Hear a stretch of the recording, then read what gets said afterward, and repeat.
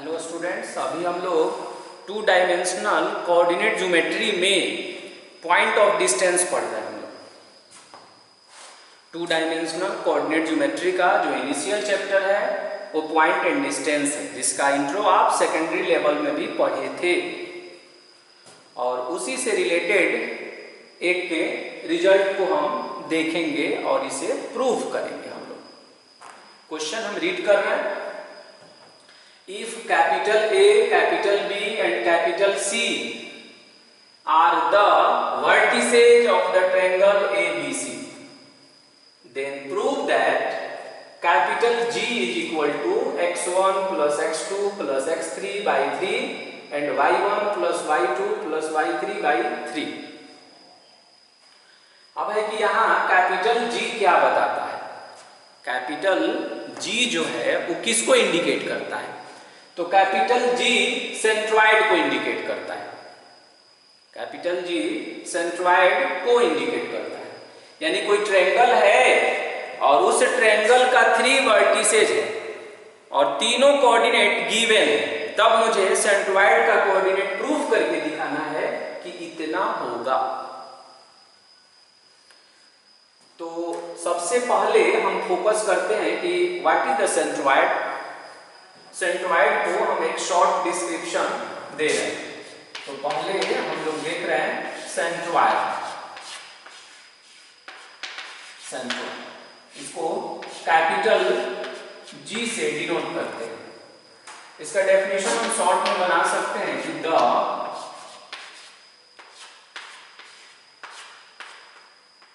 Point of intersection, the point of intersection of the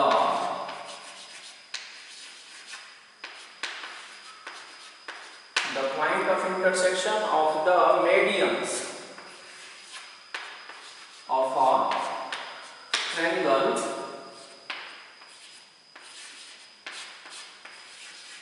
is called centroid। अब यहाँ एक word है median, Hindi में इसे आप माध्यिका बोलते हैं। कह रहा है कि माध्यिकाओं के कटान बिंदु को सेंट्रॉइड कहा जाता है।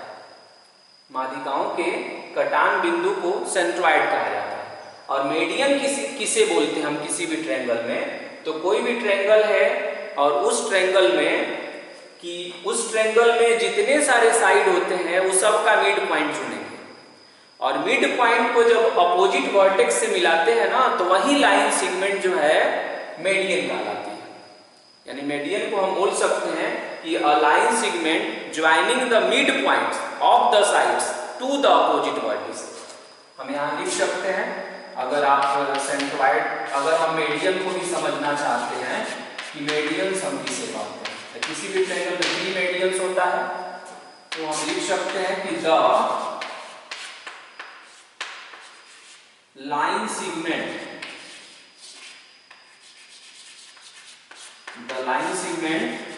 joining the midpoints of the sides of the triangle to the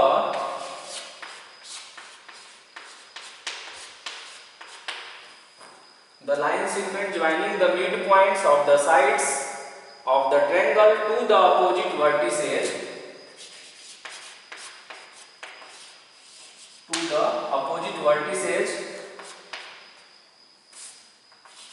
are called medians। इसको हिंदी में माध्यिका बोलते हैं। यानी कह रहा है कि वैसा रेखाखंड जो त्रिभुज की भुजाओं के मध्य बिंदु को विपरीत शीर्ष से मिलाएगी, उसे हम माध्यिका कहते हैं। और उसी माध्यिकाओं के कटान बिंदु को सेंट्रॉइड कहते हैं, हिंदी में उसे केंद्रक भी बोलते हैं।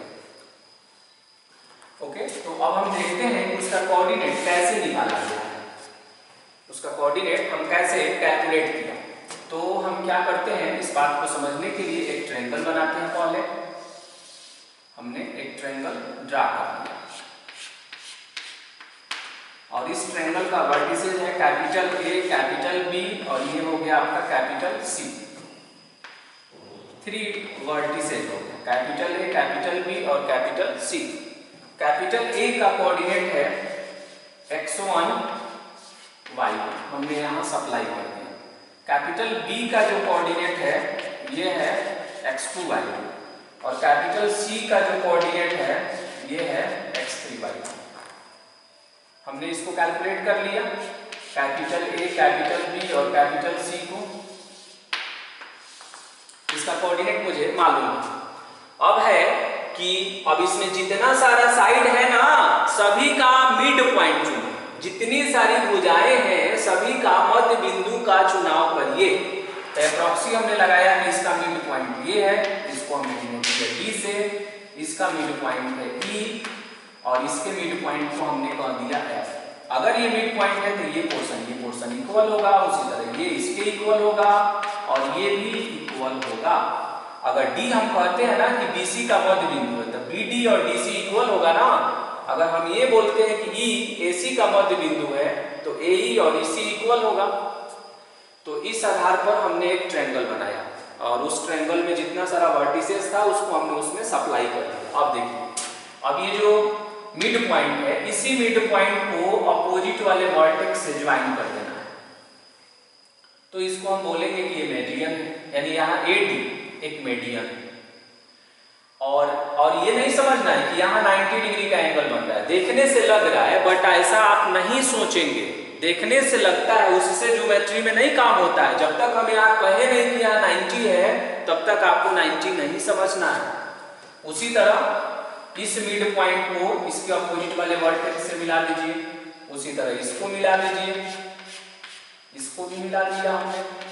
अब यही जो कटान बिंदु आएगा जिसको हम कैपिटल जी से डिनोट करते हैं, कैपिटल जी से डिनोट करते हैं, तो इसी कैपिटल जी को हम सेंट्रॉइड करते हैं और A D, B E and C F are medians. यहाँ पर हम कह सकते हैं कि here A D, B E and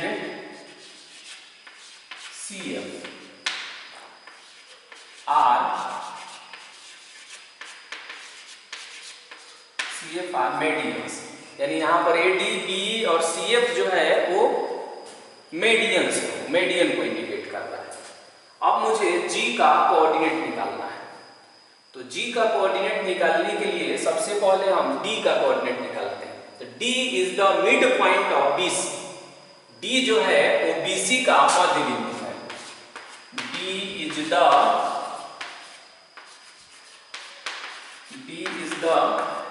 mid point of BC. Then D का कोऑर्डिनेट निकालिए। तो डी का कोऑर्डिनेट हो जाएगा x2 plus x3 by 2, y2 plus y3 और बाई में 2। ये हमने डी का कोऑर्डिनेट निकाल लिया। डी का कोऑर्डिनेट हमने कैलकुलेट कर लिया। जब हम डी का कोऑर्डिनेट कैलकुलेट कर लेंगे, डी का कोऑर्डिनेट हमने कैसे निकाला, तो जो मध्य बिंदु जो फॉर्मूला पढ़ते थे मिड पॉइंट फॉर्मूला, कि दोनों के x कोऑर्डिनेट को ऐड कर देंगे या 2 से डिवाइड कर देंगे, दोनों के y कोऑर्डिनेट को ऐड कर देंगे और 2 से डिवाइड कर देंगे। उस कॉन्सेप्ट से हमने d भी कैलकुलेट कर लिया। अब जब d कैलकुलेट हो गया तो देखिए ए जी डी कोलिनियर है, मीन्स की एक ही लाइन है। तो अब हम क्या करते हैं ना कि मुझे उसकी जरूरत है, तो अब हम यहाँ से उसको बाहर कुछ देर के लिए लाते हैं। ए जिसका कोऑर्डिनेट है x1 y1 और फिर है g जिसका कोऑर्डिनेट मुझे निकालना है, और एक है d जिसका कोऑर्डिनेट मुझे मालूम है। अभी हमने इसको हटा देते हैं। अब देखिए ये AG है और ये GD है। तो आपको एक बात प्लेन ज्योमेट्री में मालूम होगा कि त्रिभुज की माध्यिकाएं एक दूसरे को 2:1 के रेशियो में डिवाइड करती है। यानी त्रिभुज का जो ट्रायंगल का जो मेडियंस होता है divide each other in the ratio of 2:1। Each median divides each other in the ratio of 2:1। प्रत्येक माध्यिकाएं एक दूसरे को 2:1 के रेशियो में डिवाइड करती हैं। ये 2 हो गया और ये हो जाएगा आपका 1 हो जाएगा। ये 2:1 हो गया, यानी M1 का वैल्यू 2 है और M2 का वैल्यू 1 है। अब हम क्या करेंगे, सेक्शन फॉर्मूला का यूज करके G का कोऑर्डिनेट निकालेंगे। A का कोऑर्डिनेट मालूम है, G का नहीं मालूम है। A का कोऑर्डिनेट मुझे मालूम है कि x1 y1 है, G का कोऑर्डिनेट मुझे मालूम है x2 प्लस x3, y में 2 है, देन y2 प्लस y3 और y में 2 है। तो उस आधार पर अब मुझे G का कोऑर्डिनेट निकालना है। तो G का कोऑर्डिनेट निकालने का फॉर्मूला बताइए, सेक्शन फॉर्मूला यूज करना है। तो सेक्शन फॉर्मूला में आप पढ़ते थे ना M1, तो M1 का काम कौन करेगा, 2। अब ये रिजल्ट कहां से आया कि AG/GD 2:1 होता है। तो इस रिजल्ट को आपको याद रखना चाहिए कि प्रत्येक माध्यिकाएं एक दूसरे को 2:1 के रेशियो में डिवाइड करती है। अगर इसका भी प्रूफ आपको देखना है तो आपको मेरा प्लेन ज्योमेट्री का वीडियो देखना चाहिए। उस प्लेन ज्योमेट्री में इसे आप देख पाएंगे कि AG/GD 2:1 कैसे होता है। ओके, फिलहाल ये याद रखना। देखिए, आपको देखने से भी फीलिंग होता होगा कि ये 2 गुना है इसकी तुलना में, जबकि एग्जैक्ट फिगर नहीं बना है। ये 2 गुना है इसकी तुलना में, ये 2 गुना है इसकी तुलना में। वही ये कहता है कि AG/GD 2:1 होता है। अब हम G का कोऑर्डिनेट निकाल रहे हैं और कौन फॉर्मूला यूज कर रहे हैं, सेक्शन फॉर्मूला। इसको समझना है x1 y1 और इसको समझना है x2 y2। M1 का वैल्यू 2 है और M2 का वैल्यू 1 है। तो M1 और फिर हो जाएगा x2,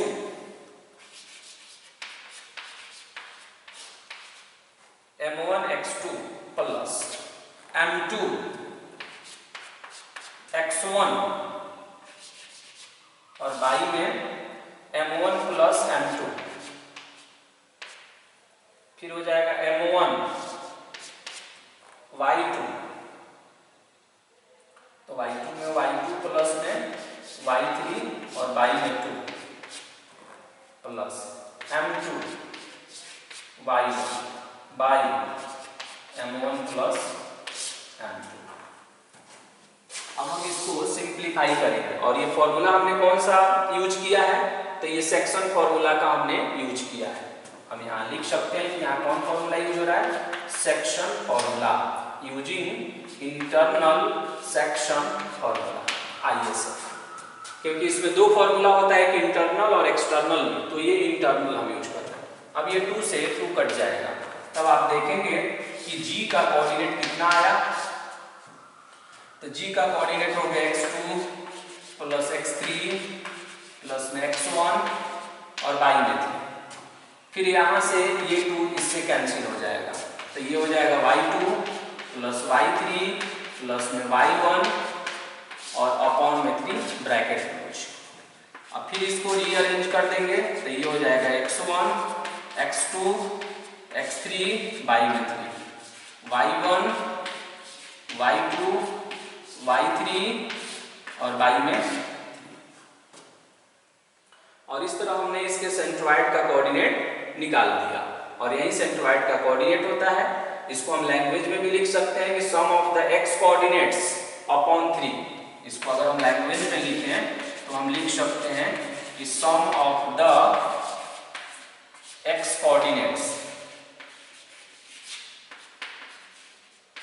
some of the x coordinates upon में 3। और फिर उसी तरह दूसरे वाले के लिए जो हमें यहाँ बॉक्स बना रहे हैं उसके लिए क्या लिखेंगे, sum of the y coordinates upon में 3।